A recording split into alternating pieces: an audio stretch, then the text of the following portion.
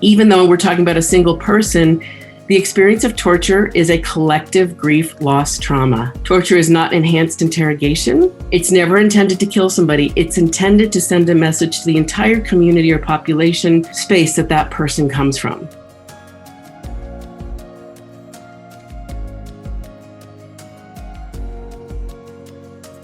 So it is a collective experience. I instantly was interested in what would be relevant because I knew, having come from the field, I would be going back to the humanitarian field and working in conflict zones and refugee camps. And that I needed to shed much of what's very Western. Even in dance movement therapy, the origins in the United States are considered to be 5 Euro-American women. Dance is a healing practice, movement, the body, being in our body, breath.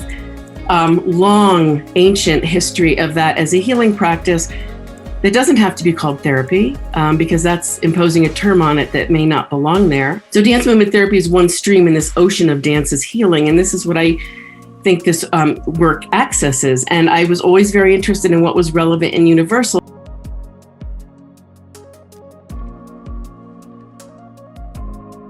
I was extraordinarily intrigued. I was just really at that time getting into the world of trauma and seeing how that affected our nervous system. Our neurobiology evolved. We're a product of our own evolution, but evolved to enable us to be social. So sociality is really the product of our journey, connectedness. And torture basically puts us down to a lower level of our evolutionary history. It basically interrupts who we are as humans.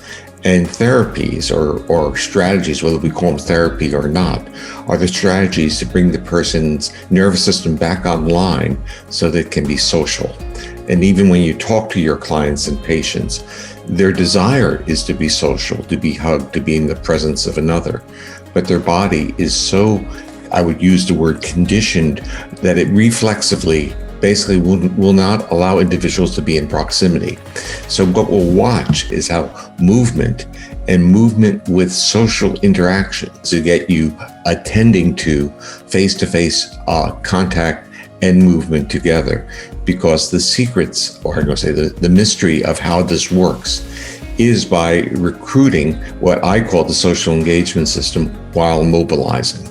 And without recruiting that social engagement system, the face-to-face interactions, the gestures, the cues of safety and trust, movement can lead to aggressiveness and defensiveness. And so when we start talking about dance movement therapies, we really are talking not about just dance movement, but dance movement that is being contained by face-to-face social interactions with a trusting therapist or friend.